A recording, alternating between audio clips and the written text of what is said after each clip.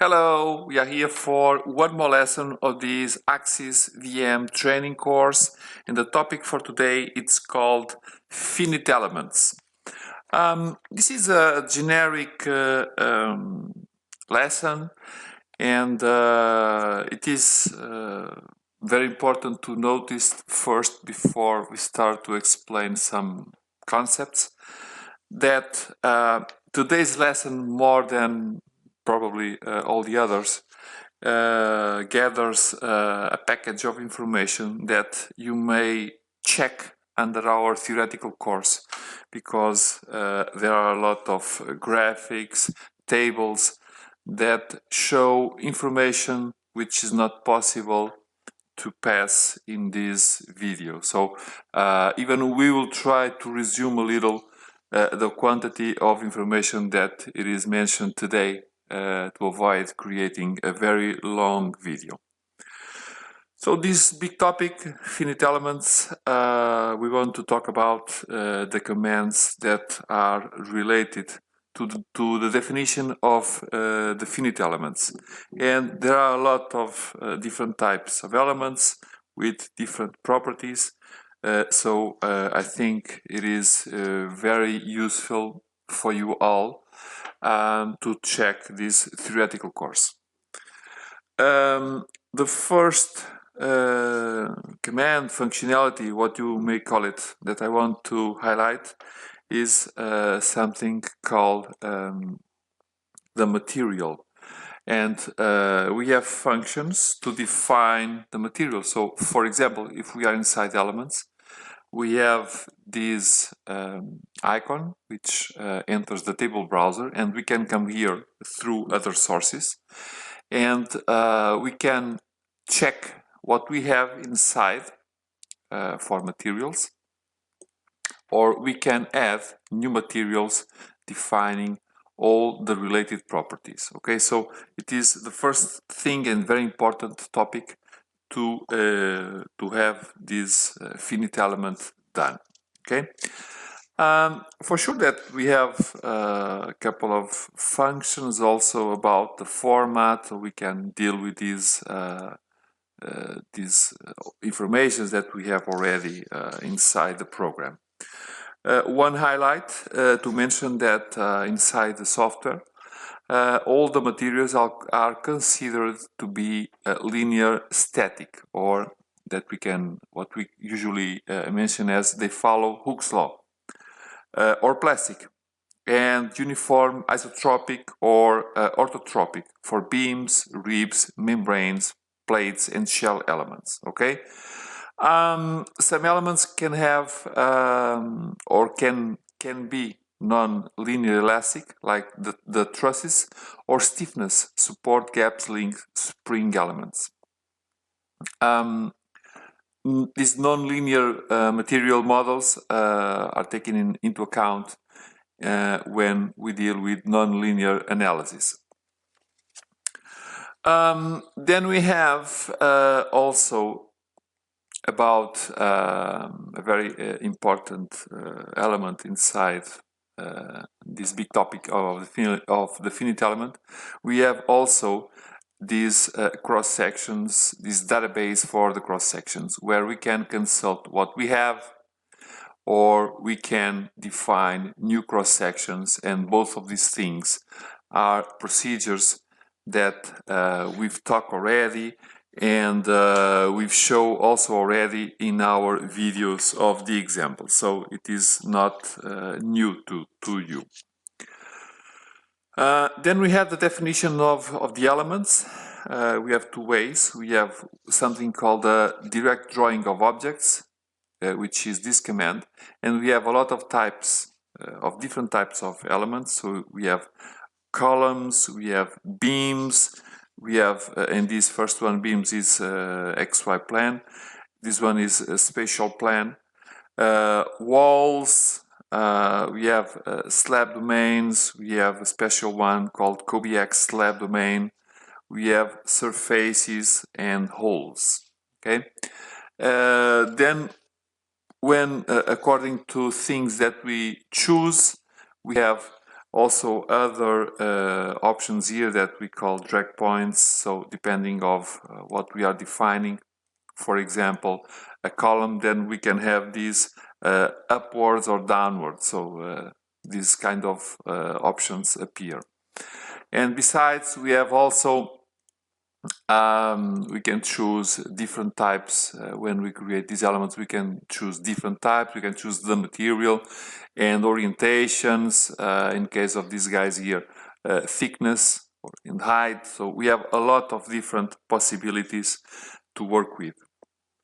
And we have functions below that these are related with geometry also to help us create the drawings. Okay, there are a lot of things. We will not go over them because again, these are some of them are basic functions. You can consult what we mention on the theoretical part, and you can see also the examples that we have in our videos. Then we have the direct drawing of supports entered here. So we can create this kind of supports, a nodal support, a line support. All of them are line supports, but a single line with a polyline, a rectangle, a skewed rectangle, and others. Okay, and for each one of these guys, we can define all the characteristics in these entries here. Okay, I think it's also not very complex.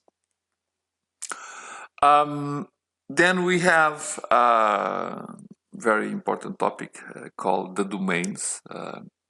First, I will create an object. Let us define one material, it doesn't matter. And now I will create something.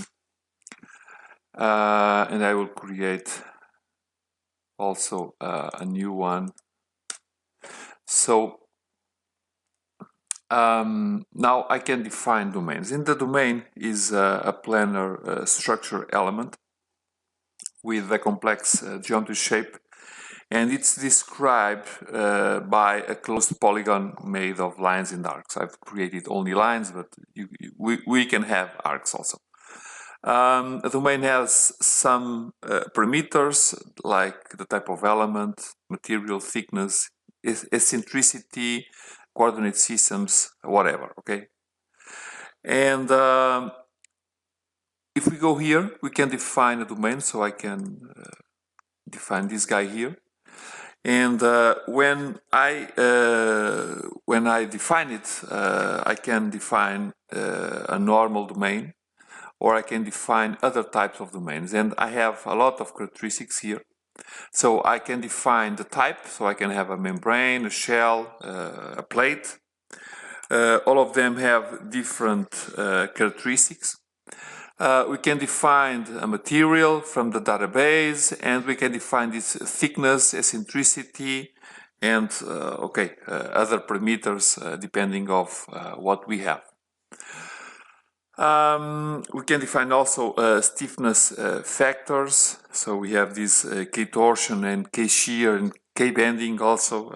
Each one of these guys have a meaning and depends also on the material. But going a little back, so I can define thickness. We have several possibilities: constant or one or two ways angles, or tapered, as they call it here. And besides that, we can define the eccentricity, no eccentricity, constant one, one way, two ways, top aligned, and we can define where. Okay, so all of these things are important for you to explore. I will leave this and leave it only like that, and do it. That's it. Okay, so we have a lot of different possibilities around here. Please check the informations we have on the theoretical course. Let us see other types of We have the normal domain, which is normal. We have the ribbed domain, and this ribbed domain has other characteristics. So we can have it with ribs, and we can define them in both directions, the origins and the characteristics, the geometric characteristics of the rib. So it's another possibility. We have also another type which is called the XLAM, and this requires a special model, the XLM module, and this is to deal with cross-laminated timber panels. So if we choose this guy here, and you see that on the bottom part of this window we get different options. We can go over the libraries and choose different types of materials and different thickness available. And we have this panel structure editor where we can define also some characteristics for the layer structure of the panels that we have defined. Okay. Besides, we have a couple of more characteristics like this moisture content for the classes and the direction of the grain for the top layer. So we have a couple of different possibilities. Besides these guys, we have also the possibility to create hollow core domains. So we have also these ones available. These type of domains require concrete material, and we can have a couple of shapes for this hollow core, circular or rectangular, and we define the properties, we define the directions and the origins also. So it's another nice possibility available in the system. And we have also another one called composed rivet slab, which it's an easy way to place a system of ribs over a domain, unlike the other ribbed one. So we can define also a couple of characteristics with materials also in cross sections available for these guys. And finally, about this topic, we have one special one called the custom stiffness matrix, where we can define, we have full control over the relations between internal forces, component, and strains.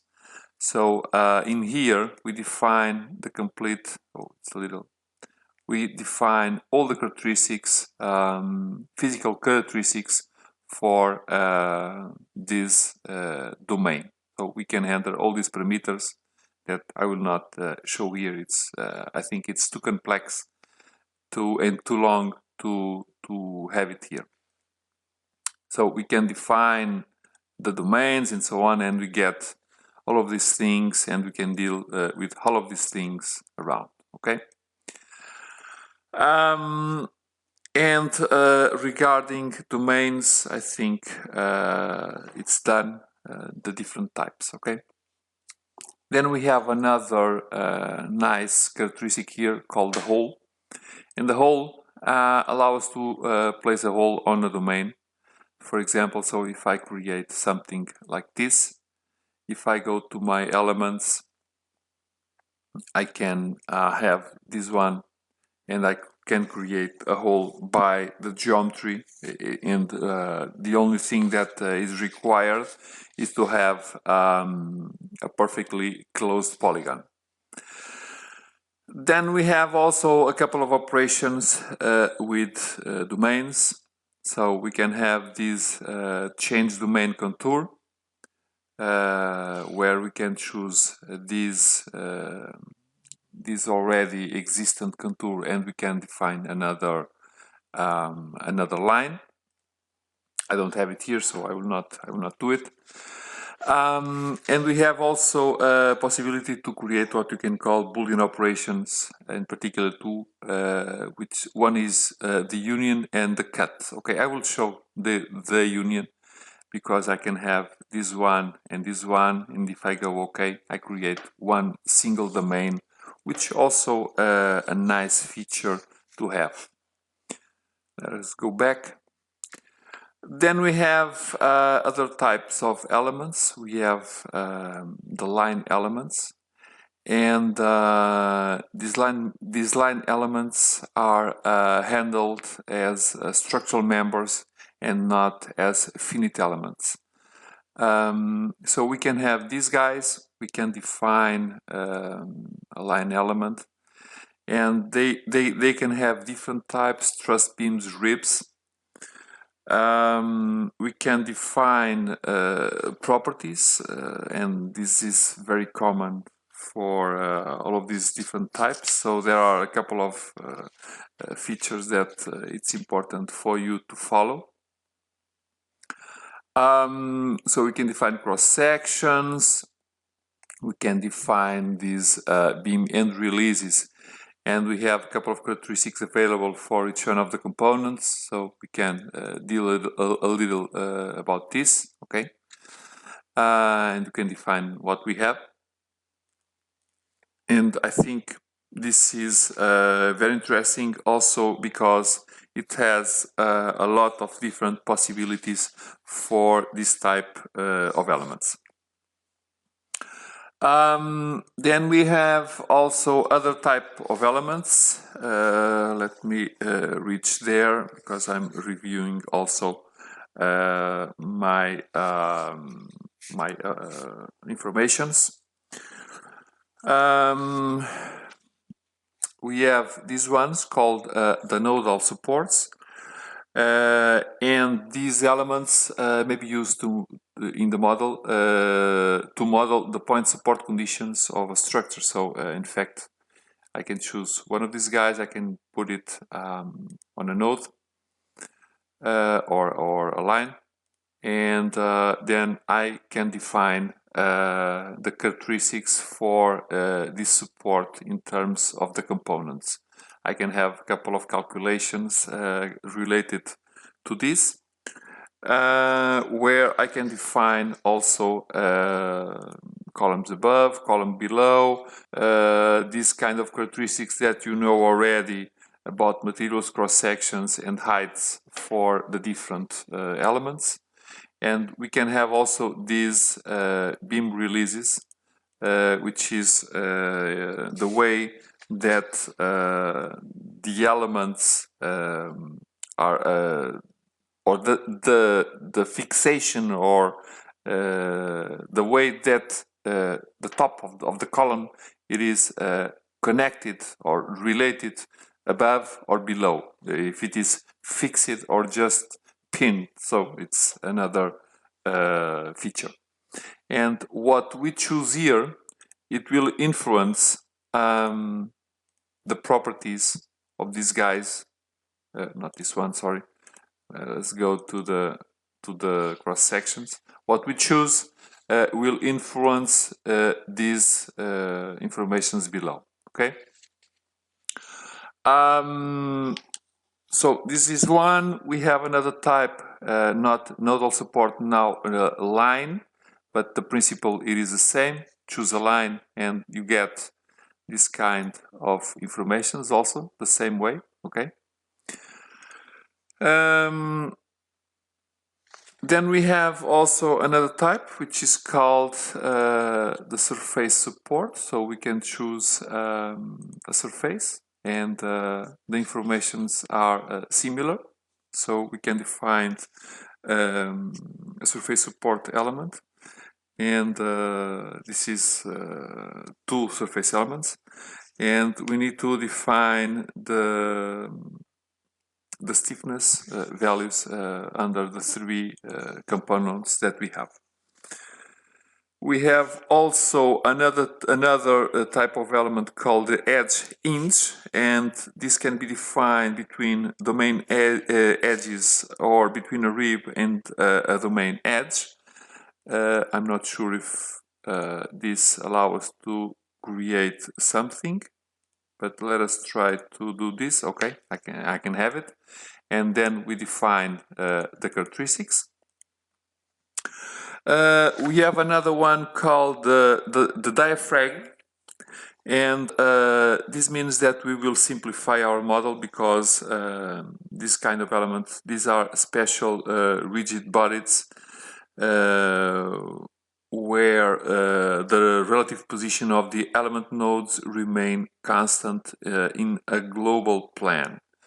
So if I go in here, I will choose everything, and we can define the plane of operation. So, and this will simplify the model. So there are situations where we can apply also these guys. We have also another one called, we can define a rigid element. So if we say this guy will be rigid, so it is defined as rigid. We can have also springs, and these spring elements connect to nodes. So if I go into spring, I can have, for example, I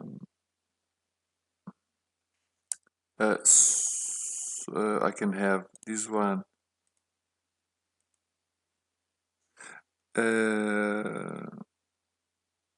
I can have not this one. Probably I'm doing this. Sorry, let's go back a little. So define springs. Sorry, I can choose all the things. It is easier, and then we can define the stiffness. Okay, and we can pick up to define geometry inside the model. But basically, you can specify the stiffness values for translational or rotational element axis, and we can define them. Okay, I will leave this now. It doesn't matter because we could choose local reference nodes and so on, but okay, I think it is important just to mention these things. Then we can have also another type, which is called the gap, and the gap is used to model point-to-point contact. So we can have different types. So we can have this guy here, and for example, let's see if we can get it. Okay. We can have these also in two types, in tension or in compression, and then we can define these parameters: stiffness, active or inactive, the opening, and we can define it by geometry or not, and a couple more parameters about these gap elements also. This gap element is used in an analysis different from a nonlinear static analysis, if it is used on a different, and in this particular case, it will take into account as a spring with a stiffness corresponding to its initial opening. Then we have other type of elements like these ones, links, and these links connect two nodes or two lines. For example, we can connect this one to this one, and we have, okay, I will change, let us choose two nodes, okay. Click with it the properties, and I don't have any properties in this particular case. And we have also this one, which is line-to-line link. Okay, this one I will choose the two lines, master nodes, this one here.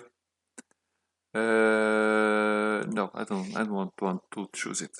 So this basically connects two lines with three nodes each that can be rib elements or edges of surface. So it's another type. It's something interesting for you to explore also.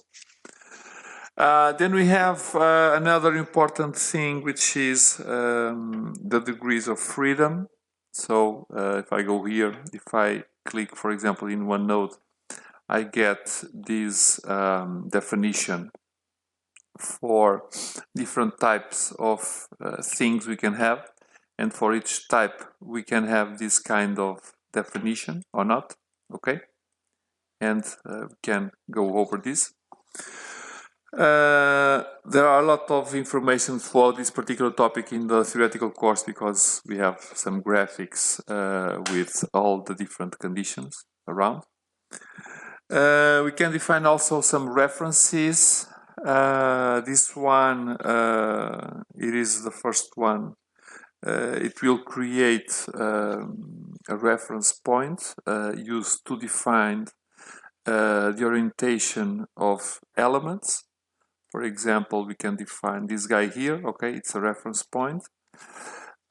We can define a reference vector, for example, a base point and now a vector pointing to that point.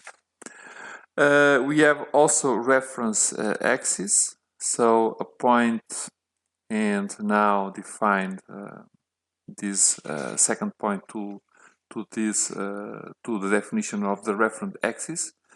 Similar reference plane and this one is used to define the local x-axis of the surface elements, and a reference angle, also another different possibility of the software. This one.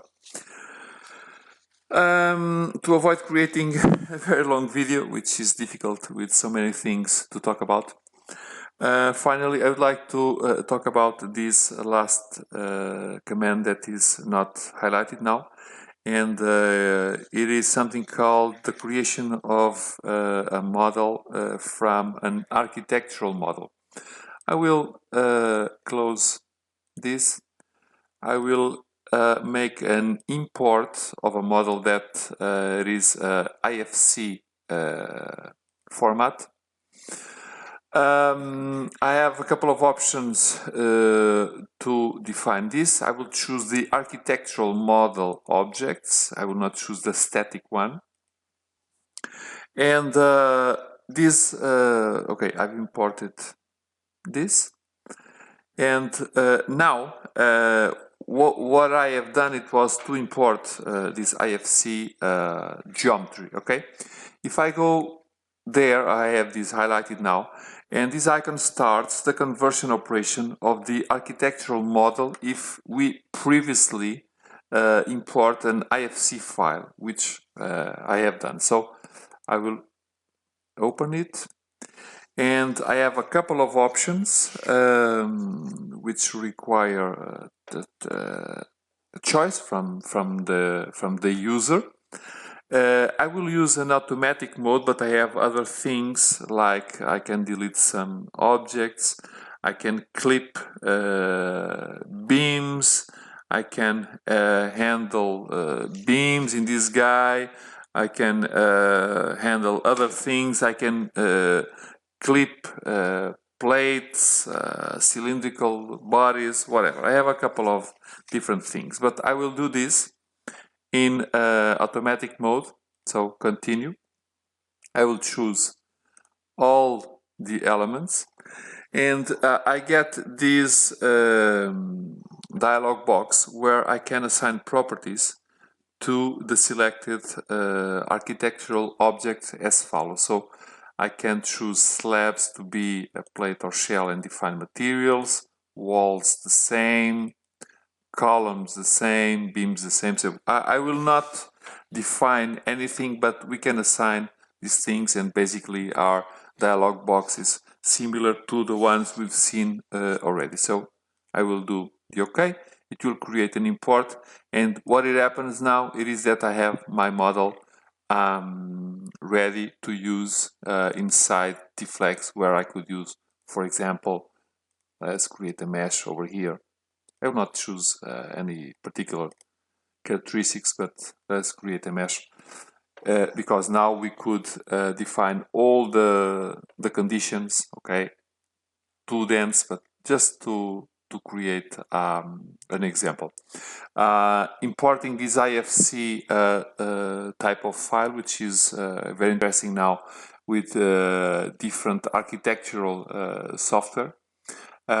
We can have the geometry, we can import it inside with the characteristics that AxisVM recognizes, and we can start work now. So even a little lighter and not going over too deep in very specific topics, I hope that these comments and these ideas that we've shared in this video were good to pass you some new concepts, but I will say it again. This topic in particular, this video, this lesson in particular, it is, in my perspective, very important to be complemented with all the information that we have in our theoretical course. So please, you can check it. More information is there. Anyway, if you need any help or any additional support, let us know, and we will be here to give you all the necessary support.